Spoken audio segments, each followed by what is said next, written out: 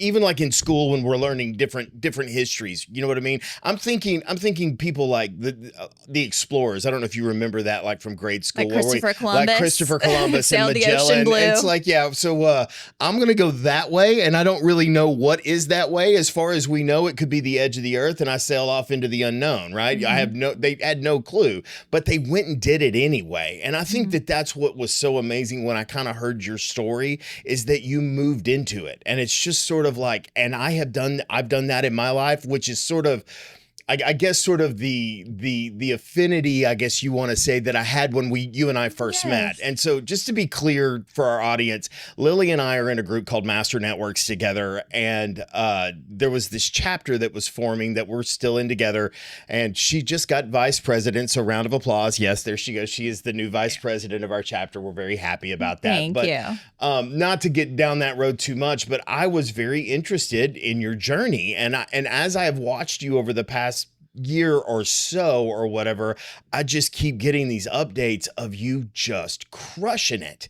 Thank you. Right? You know what I'm saying? And so that first month you had to, it's not just learning the rules about insurance, right? Because the test teaches you sort of what the statutes, the timelines, the cans, the legal side, the ethics, all of that stuff gets laid out for you, and that's the stuff they want to make sure you know. But when you take that test, you literally know nothing about the business. There is nothing about the business that you know or understand.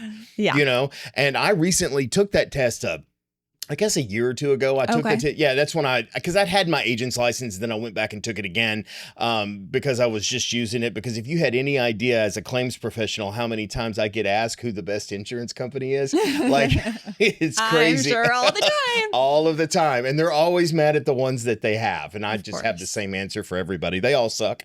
Yeah. Yeah. They just have different things that they suck about. That's really, but they're so needed. You know what I'm saying? And I don't mean to be over pejorative to the entire industry or whatever, because it is absolutely needed, because it allows us to own the stuff that we would not otherwise be able to own. Right.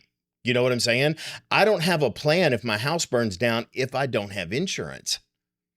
That means I wouldn't be able to afford to own that home, right? Mm-hmm. Because it's for a future you can't predict, right? And so what was that like? Sort of like, okay, so you went through the training. So what was your product training like? How did that sort of dovetail into what you were having to do? What was that sort of like for you?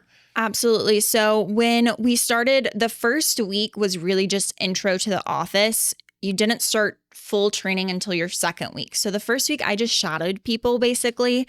It was kind of boring, but looking back, it was good because I was like sitting there. I'm like, what am I supposed to do? Everybody's just working around me. I haven't had training. I don't know what I'm doing. Yeah. So I was just watching other people work. Terrible. That is awful. I was watching other people work and they would be like, and then we send the binder. And I'm like, what's a binder? And then, and we went on some visits, met some referral partners. It was more so like, just like slowly like getting used to the office. And then second week we started training and it was all virtual. And I was on a Zoom call from like 8 a.m. to 6 p.m. every single day. Yeah. It was a little brutal, but it was information that was needed, basically teaching all of the systems. And then, of course, going through a lot of it was practice, like role-playing practice of like, these are the questions you need to ask. Practice asking those questions. And then these are how you run the quotes. These are the different carriers.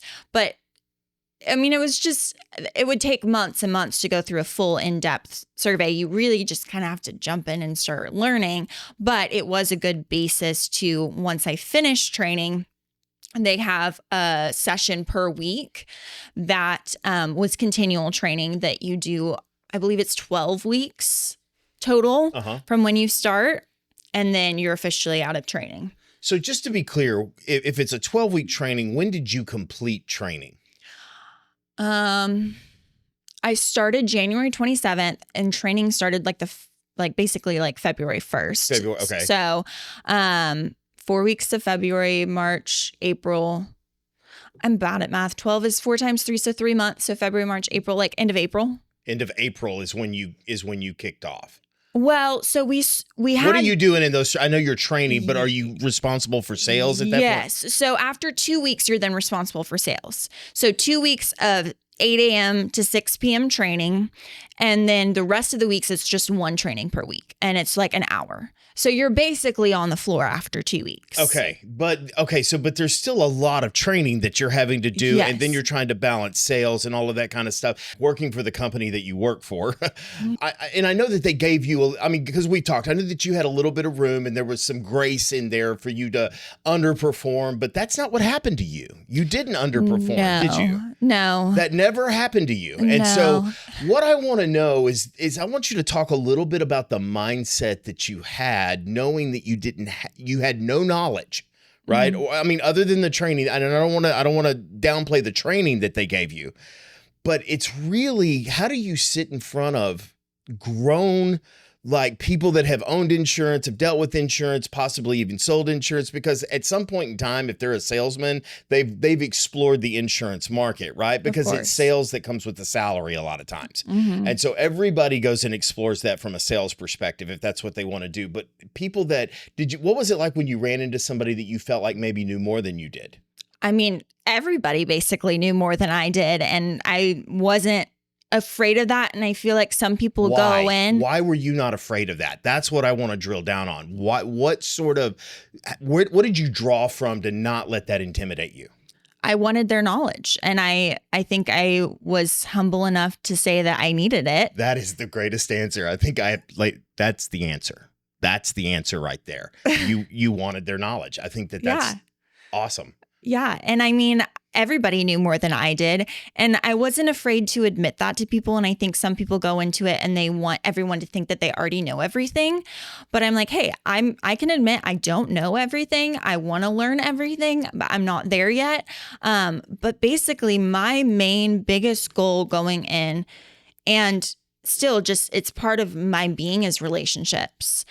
And that's what I did at Sport Clips with my clients. And that's what I'm doing now with my referral partners, with my clients still as well, and my coworkers and my manager, is relationships. They all know and trust me because they see that I'm living with integrity and honesty, and I'm looking out for the best of them. And if I say, hey, I don't know the answer to that, they're not scared by that because I've built a relationship with them.